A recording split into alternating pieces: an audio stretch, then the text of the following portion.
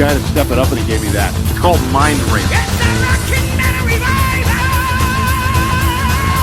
Well, he only had 3 other batches.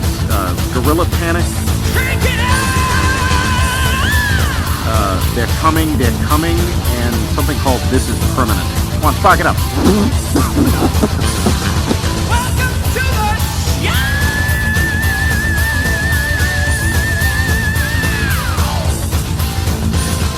Horns up, metalheads. It's time once again for another edition of Rock and Metal Revival, the Memorial Day weekend, the long weekend version.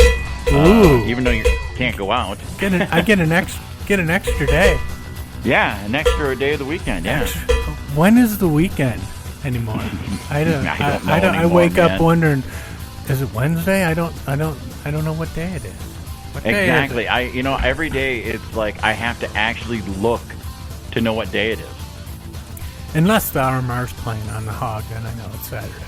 Oh, yeah, exactly. Yes. Saturday night. That's true. So, what do you got? Any plans this weekend? You gonna fire up that grill for one? Man, if it doesn't rain, I will. Thinking about it. Yeah, I haven't even been out there yet in the back. I gotta go. Yeah, I'll go do that this weekend. That'll check be out the project. It's supposed to be nice, man. What temperatures in the 80s this weekend? But yeah, you're right, rain. That's the thing about Memorial Day weekend. You get one of two things. It's either hot as hell or it rains. Yep. There's like no in between. That's Mother Nature for you. Yeah, it's Wisconsin. You know, wait 10 minutes, it'll change. On today's show, got the opportunity to talk to David Ellefson again from Megadeth. What a cool guy, man. He is just such a Midwest guy. Yep, so down to earth, easy to talk to. And that's the thing. You start doing an interview with a guy like Dave Ellefson, and it's just like two Midwest kids just BSing. And then all of a sudden you look over and you're like, oh, hey, we got to wrap this up. I would just love to like sit at a bar and just hang with him and pick his mind about all the things that Megadeth has went through over the years. I mean, yeah, that would be cool. That would be fun to talk to. What a great guy. We'll talk to him in the next hour. Also, we'll have our News of the Weird. I got some good ones for you, buddy. You're going to like this. Okay. And we've got Talking Real Metal. Finally, some metal news happening again. And we got some new music. Let's see. Do we got any new music on this show? I don't know, dude. And I'm looking through this. I don't know. No, we don't. All right, that's fine with me. We're not going to play any new music. We're going to go to the old stuff. Well, you never know. I might just surprise you there sometime. Throw something in there in the next hour. I'll throw something in. Here's the perfect song to kick off this show from their album Blood of the Nations. This is Accept and Pandemic on Rockin' Metal Revival. From their album The Warning, there's Queensryche and NM156 right here on Rockin' Metal Revival. Got off to a cheery start there. Yeah, a lot of happy songs. Yeah, did you like that? Yeah. See, the Dio tune we played? That album, at first, I didn't like it. Angry Machines, when that came out. But ever since this reissue came out, I've been listening to it, and I love it. It's because it's so different from everything else he did. I need to get over and pick those up. Yeah. You know what I mean? Definitely. Yeah, you do. Have not had a chance to listen through them. I know I could. I think I have a download of them, but I really need to get into those a little bit. Especially after talking to Simon Wright last week. Yeah, that was a good one, man. Yeah, it was fun talking to him. He's very cool. It doesn't sound like that side project he did with Craig Goldie's going anywhere, though. Nope. That's because he doesn't have a cowbell. Exactly. The whole thing. I was a little shocked. Craig's like, Simon, that album would have went over big time with some cowbell. And you don't have a cowbell, so I'm not sure this is going to work out. That's true. Hey, man, I just got the biggest bummer of my summer sent to me on my phone. The Black Crowes are rescheduling their tour for 2021. Yeah, you figure everybody's probably going to do that because there's nobody in their right mind. There's not a promoter in their right mind that's going to have a show right now. No, you can't right now. We got other things we got to take care of before we can do stuff like that.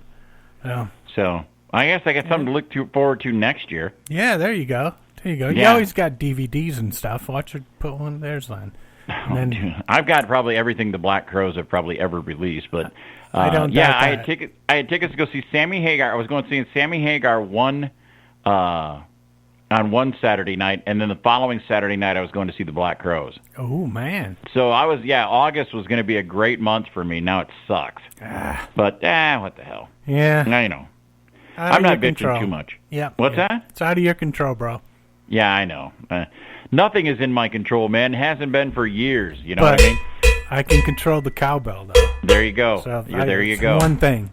I'm Yeah. good. So on the show this week, we've got David Ellefson. And when was the last time Dave was on the show? A year ago? 2 years ago? I think it was last year. He's here every year.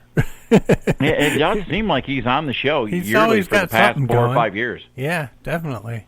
Yeah, he's always fun to talk to. And it's getting to the point like, he's like, hey, man, how you doing? And I'm like, good. And he goes, yeah, I haven't talked to you in a while since, and he goes, I think I was in Rockford. And I'm like, wow, you do remember. Yeah. Yeah. Because most of these guys, you talk to them, they're like, oh, man, hey, long time no talk. And you're like, yeah, you don't have any clue who you're talking exactly. to. Yeah. But he seemed to. Dave knows us. Yeah, we've talked to him so many times. Yeah, so I was trying to think of the last time I went to a Megadeth concert, and the last time I actually went, I never saw Megadeth. Do you remember that night? Oh, yeah. It was just so ungodly hot. It was like being in hell, man. I was like, I gotta get out. I can't breathe, man. I gotta get out of here. The funny part was, after the interview that I did with Dave, I said to him, he goes, hey, man, when was the last Megadeth show you caught? And I'm like, well, let's put it this way, Dave. I said, we struggled through the first 4 bands of the Giganotour in that oven known as the Eagles Ballroom. And he goes, oh, my God, dude, I know exactly what you're talking about. Yeah. And he goes, even with the fans on stage, it was almost unbearable. Oh. And he goes, your hands are so wet on the, on the instruments. And he goes, you can't stop sweating. He goes, and you're worried about your fans.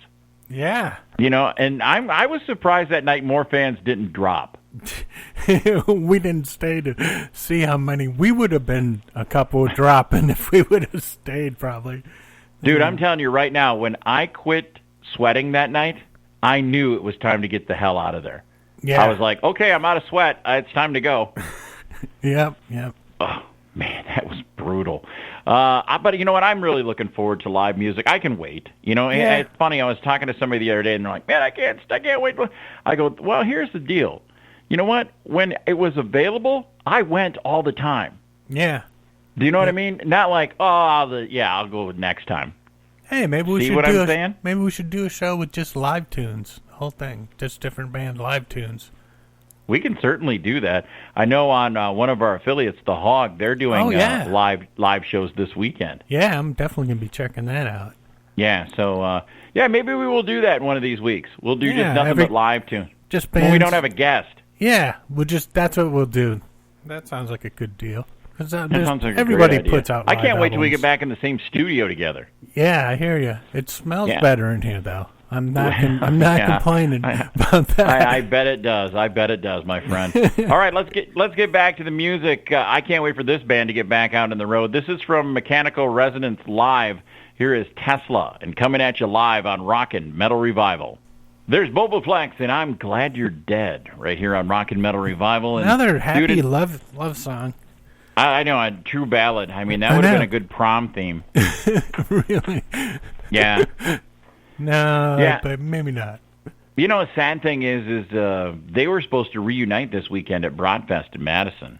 Boboplex. Supposed to be them, Royal Bliss, and Skid Row. Oh, man. And Skid Row was going to reunite, too. Who was? Skid Row was going to reunite, too. Yeah, they'll never reunite. They don't like money. No. No. Nope. That would have been... I miss... Broadfest is a cool thing, man. I like all those stages and all those different bands. I understand. Cool, I get it, And I guess next year all those bands are coming back. Cool. So that'd be all right. That's to look forward to. Yeah. All right. Got a year got to some practice. Music. Got a year to practice up. Those shows better be tight. Yeah, maybe by then Sebastian will be back in Skid Row and make a really big show. Maybe. I doubt it. Let me see here. We're going to start out our news of the weird, and this one starts out in South Korea. where it's good news for sports fans around the world that soccer has actually returned to South Korea. You find yourself watching any soccer on ESPN, Jerry? No. Yeah, all right. I avoid soccer at all costs. Well, however, the most sporting events in the near future, they'll be played without any fans in the stands. So in an effort to spruce up the empty stands, one team called FC Seoul decided to put mannequins in some of the seats to at least give the feel that there were people out there. There you go. One problem there. Uh-oh. Some sharp-eyed fans watching on TV noticed the mannequins look not like mannequins, but more like these high-priced sex dolls with clothes on. Ooh, really? That's expensive. Why wouldn't they get... Get this. Turns out that's exactly what they were. Whoa. They were not mannequins. They were supplied by a company called Dollcom, which does indeed make sex dolls. In a statement, FC Seoul said, "We'd like to apologize to our fans. We are deeply sorry." How deeply? That depends on what. Well, they looked like they were cheering. They all had their mouth open. Oh, yeah, they were loud. They were all vibrating. Yeah, they were making the seats vibrate. All right. Wow. Get this. That's expensive. It'd been a lot cheaper just to do mannequins, man. Right. No, what cardboard cutouts for that? What the hell? Kiss cardboard cutouts. Oh. Yeah. The Macho Man doing his Slim Jim thing. There you go. All right. So singles in the Netherlands were recommended by their government to find a sex buddy to ride out the quarantine with, according to the BBC. Okay. Well, you could get one of them dolls, too. Yeah. If you get quarantined for 2 months, she might not be your sex buddy anymore. Should probably leave National... What's that? You should leave.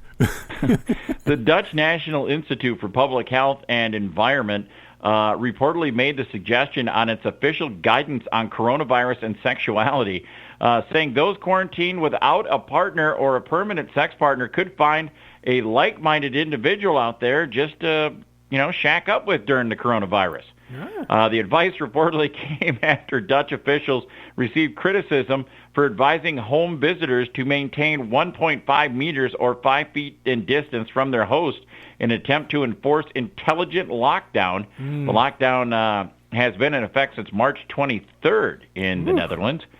Okay. According to The Guardian, the RIVMC recently states, "It makes sense that a single person you also want to have physical contact. So a sex buddy amendment was made to the lockdown rules over there in Netherlands. Yeah, they don't want you to go blind." And I guess if you do like that, like Michael does, you like that latex, they can that's got to be a good mask, right? Oh, yeah. Michael, the king of latex over there in They have Poland. different kind of masks, though, that they're wearing. Yeah, exactly. No kidding. With the zipper for the eyes and the zippers. Yeah. All right, we're back on U.S. soil on this next one, Jer. In South Carolina, a restaurant partially reopening for dine-in customers is keeping the tables compliant with social distancing guidelines by filling them with blow-up dolls. The tables up with blow-up dolls. Well, I tell you what, the sex industry is making some money on this coronavirus. I guess. Because what other blow-up doll are you going to want? Yeah. I mean, come on. At least they don't talk back. Yeah. The Open Hearth restaurant in Taylor's closed its dining room on March 17th due to COVID-19 pandemic and was allowed to reopen this week with a reduced capacity and a requirement that customers are seated 6 feet apart. So the owners of the eatery, Paula Starr and her husband Jimmy, said they didn't want the restaurant to look empty when customers came in to eat. So instead of using scary yellow tape and roping off empty tables, they thought, we're going to make this restaurant look full. And they decided to fill up the tables with some blow-up dolls. Nice. That's not a bad idea, actually. Yeah. It could be expensive. Yeah, and you know what? There's always, if they're not used, you can resell them on Amazon or something later. Except for all your customers grab them and take them into the back room. And bring them back. This one needs to be cleaned, sorry. And last but not least, I usually worry about the explosive after effects after I get done eating a